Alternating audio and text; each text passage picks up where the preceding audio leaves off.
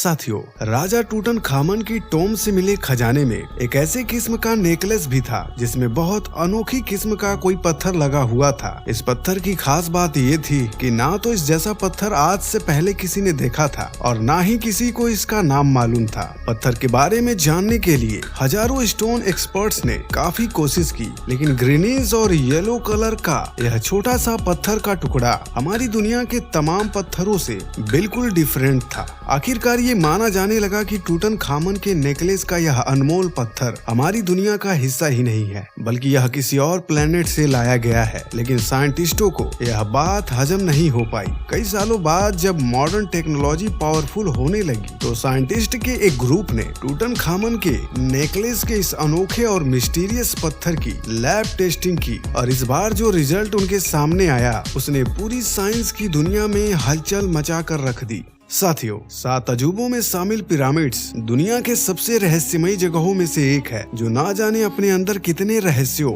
और पहेलियों को छुपाए हुए है। वैसे तो 4500 वर्ष पूर्व स्थापित मिस्र साम्राज्य के फैरो सम्राट यानी राजा हुए हैं, पर इन सभी में टूटनखामन मिस्र इतिहास का सबसे रहस्यमयी और श्रापित राजा माना जाता है, जो अपने खोज के समय से ही एक पहेली बना हुआ है और समय समय पर इसके बारे में कई चौंकाने वाले खुलासे भी किए गए हैं। मिस्र एक ऐसी जगह है जहां पर ना जाने कितने राज दफन है, जिन पर से आज तक पर्दा नहीं उठ सका है। ऐसा ही एक रहस्य है 19 साल की उम्र में मौत का शिकार हुए प्राचीन मिस्र के सबसे चर्चित राजा टूटनखामन का, जिसकी मृत्यु आज से करीब 3000 साल बाद भी एक रहस्य बना हुआ है। 1922 में पुरातत्व विशेषज्ञ हावर्ड कार्टर और जॉर्ज कार्नावर ने जब उसकी कब्र की खोज की, तब सारे संसार में इस अनोखी खोज की बेहद सराहना हुई। टूटनखामन की मम्मी और उसके कब्र से निकले वस्तुओं के आधार पर उसका इतिहास गढ़ा गया, जिससे उस दौर के इतिहास को समझने में बेहद सहायता मिलती है। टूटनखामन के पिता का नाम अखेनटन था, जो उस दौर में मिस्र का फैरो था। केवल 9 वर्ष की उम्र में 1933 ईसा पूर्व में टूटनखामन को मिस्र का राजा बना दिया गया, और उस दौर में मिस्र के राजाओं को फैरो कहा जाता था। अल्प आयु और अनुभवहीन राजा को उनके निजी सलाहकार एवं चाचा कमांडर आई ने संभाला। जब टूटनखामन राजा बना तो उसने अपनी सौतेली बहन अखेसेनमून से विवाह कर लिया। उनके 2 अजन्मे बच्चे थे, जिनमें से एक गर्भ में ही 5 महीने में मर गया और दूसरा 9 महीने में मर गया। यह सारी जानकारियां खोज के दौरान मिले उनके मम्मी और सामानों से पता चला था। टूटनखामन ने अपने पिता के विरुद्ध जाकर अपने पिता की कई नियमों में बदलाव किया था, जिनमें सबसे पहला था सूर्य देव की पूजा को खत्म कर चंद्रदेव की पूजा को महत्व देना। उसने अपने राज्य की राजधानी को वापस थेब्स राज्य में बसाया और अपने पिता अखेनटन के शहर को उजाड़ दिया। उसने अपने फरमान को और ज्यादा प्रबल करने के लिए चंद्रदेव के मंदिर और इमारत भी बनवाई, जो कि उसके पिरामिड में देखने को मिलते हैं। टूटनखामन को जितनी प्रसिद्धि शायद अपने पूरे शासन काल में नहीं मिली, उतनी प्रसिद्धि उनके मौत के बाद मिली। 1922 में हावर्ड कार्टर ने टूटनखामन की मम्मी ढूंढ निकाली, जो वैली ऑफ किंग्स में रखी हुई थी। वैली ऑफ किंग्स में मिस्र के प्राचीन शासकों को रखा गया है। उनके कब्र से सोने और हाथी दांत से बने आभूषणों का जखीरा मिला था। कार्टर ने अपने स्टडी में लिखा था कि जब उन्होंने पहली बार टूटनखामन की मम्मी को देखा था तो उनके मम्मी ने ताबीज पहन रखा था और उनका पूरा चेहरा सोने से बने मास्क से ढका हुआ था। इन सभी सामानों को निकालने के लिए कार्टर और उनकी टीम के सदस्यों को टूटनखामन के शरीर के कई टुकड़े करने पड़े थे। सोने के मास्क को हटाने के लिए गर्म छुरियों और तारों का इस्तेमाल किया गया। इस मास्क को बाघ की तरह टूटनखामन के चेहरे पर चढ़ाया गया था। काटे हुए शरीर को दोबारा ठीक करने के बाद 1926 में इसे फिर से अपनी पुरानी जगह पर रख दिया गया। उसके बाद से टूटनखामन की मम्मी को एक्सरे के लिए सिर्फ 3 बार बाहर निकाला गया है। वर्ष 1968 में हुए एक्सरे से ऐसा पता चला कि हड्डी का एक टुकड़ा की खोपड़ी में धंसा हुआ है, जिससे ये अनुमान लगाया जा रहा है कि 19 वर्षीय टूटनखामन की मौत स्वाभाविक नहीं थी,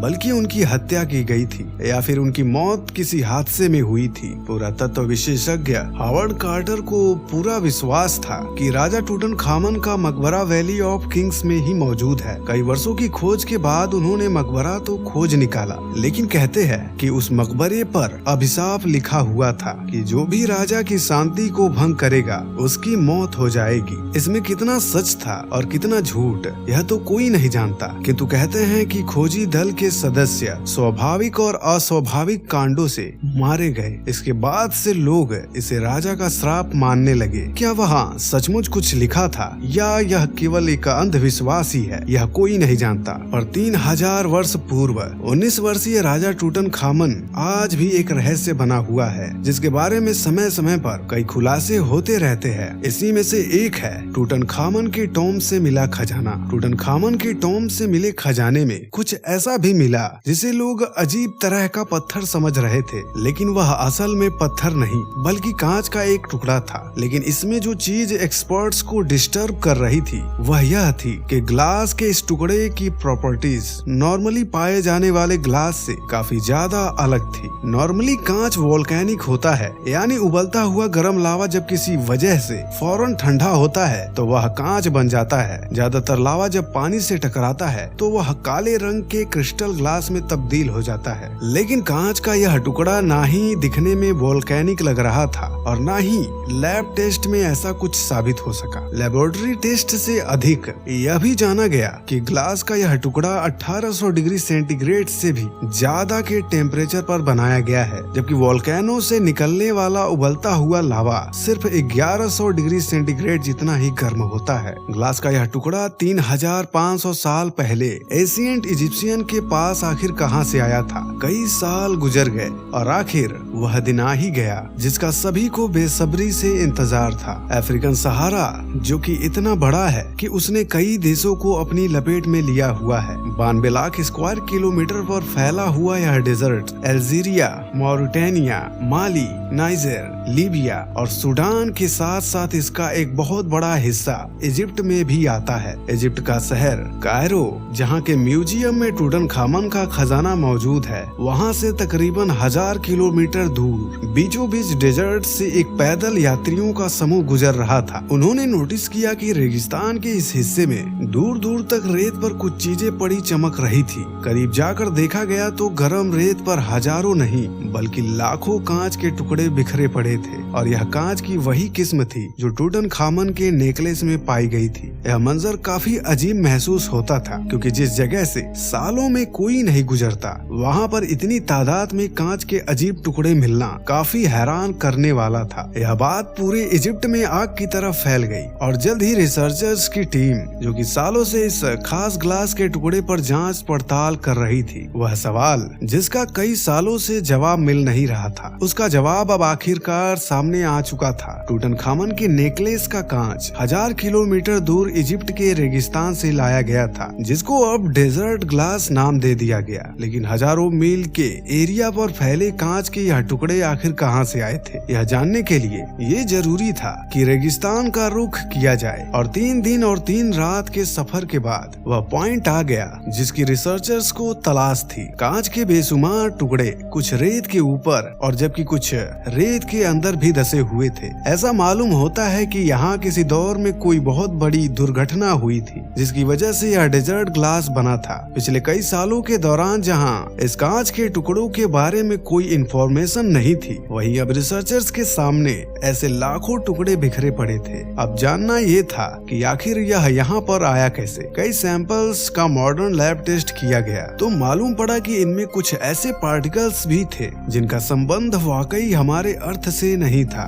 लेकिन एक और बहुत अहम इंफॉर्मेशन भी थी जो इसी टेस्ट के जरिए मालूम पड़ी, और वह यह थी कि ग्लास का यह टुकड़ा आज से तकरीबन 3 करोड़ साल पुराना है। साइंटिस्टों का मानना था कि इसका सिर्फ एक ही मतलब है कि इस एरिया में कोई बहुत बड़ा मेटेओरॉइड गिरा होगा। वैसे तो अर्थ की तरफ रोजाना कई मेटेओरॉइड्स आते हैं, लेकिन जैसे ही वह अर्थ के एटमॉस्फेयर में दाखिल होते हैं तो फ्रिक्शन की वजह से इनमें आग भड़क जाती है और वह जमीन पर गिरने से भी पहले भाप बनकर उड़ जाते हैं, लेकिन अगर किसी मेटेओरॉइड का साइज काफी बड़ा हो तो वह हमारी जमीन तक पहुंचने में कामयाब हो जाता है और जाहिर है उसके नतीजे में काफी ज्यादा नुकसान भी होता है। मेटेओरॉइड के जमीन पर गिरने की वजह से होने वाला धमाका न्यूक्लियर बम के धमाके से भी 10,000 गुना ज्यादा होता है और उसके नतीजे में निकलने वाली गर्माहट इतनी ही होती है जितना सूरज का सरफेस गर्म होता है। मेटेओरॉइड के गिरने की सबसे बड़ी निशानी ये होती है कि वह जमीन पर बहुत बड़ा क्रेटर छोड़ जाते हैं, इतना बड़ा कि ऐसा लगता है कि आप किसी खाई के किनारे पर खड़े हो। लेकिन रेगिस्तान के इस हिस्से में दूर दूर तक ऐसा कोई क्रेटर मौजूद नहीं था जिसको देखकर यह लगे कि यहाँ कोई मेटेओरॉइड गिरा था। डेजर्ट ग्लास की मिस्ट्री एक के बाद एक नया मोड़ ले रही थी। टूटनखामन के नेकलेस से बात शुरू होकर अब मामला मेटेओरॉइड तक पहुंच चुका था। ग्लास एक्सपर्ट से लेकर मेटेओरॉइड एक्सपर्ट्स तक सारे यही गुत्थी सुलझाने में लगे थे, लेकिन फिर फारूक एल्बाज जो कि एक साइंटिस्ट और जियोलॉजिस्ट भी हैं, उन्होंने इस उलझी हुई गुत्थी को आखिरकार सुलझा ही दिया। डॉक्टर फारूक ने सैटेलाइट इमेज के जरिए रेगिस्तान के इस हिस्से से 100 किलोमीटर दूर एक ऐसे स्पॉट का पता बताया जहां किसी दौर में मेटेओरॉइड गिरा था। साथ ही साथ जियोलॉजी के एक्सपर्ट होने की हैसियत से उन्होंने ये भी बताया कि 7,000 साल पहले रेत का यह समंदर असल में हरा भरा होता था, जहां नदियां भी बहती थी और कई लेक्स भी मौजूद थी, क्योंकि यह ग्लास 3 करोड़ साल पुराना है और अब तक यहाँ का नक्शा डिफरेंट हुआ करता था। यहाँ से 100 किलोमीटर दूर सैंडस्टोन के इन पहाड़ों पर जब आग से भरा मेटेओरॉइड गिरा तो उसने एक ही झटके में सैंडस्टोन्स को पिघला दिया होगा। पिघलते हुए सैंडस्टोन का लावा पानी पर गिरने की वजह से फौरन ठंडा हुआ तो यह अनोखा सिलिका ग्लास बन गया, जो नदियों के प्रेशर से बहता हुआ 100 किलोमीटर दूर इस बिंदु तक आ गया। डेजर्ट ग्लास की मिस्ट्री को सॉल्व करने में साइंटिस्टों को पूरे 100 साल लग गए। इस ग्लास को डेजर्ट ग्लास या फिर प्योर सिलिका ग्लास भी बोला जाता है। अभी तक रिसर्चर्स को जो सबसे बड़ा टुकड़ा मिला है उसका वजन 26 केजी बताया जाता है। तो साथियों, आज की ये वीडियो यहीं तक। अगर ये वीडियो आपको पसंद आई हो तो वीडियो को लाइक करें और अपने प्रिय मित्रों के पास शेयर करें और ऐसे ही और वीडियो देखने के लिए चैनल को सब्सक्राइब करें और उस बगल वाले बेल आइकन को ऑल पर क्लिक करना ना भूलें। धन्यवाद।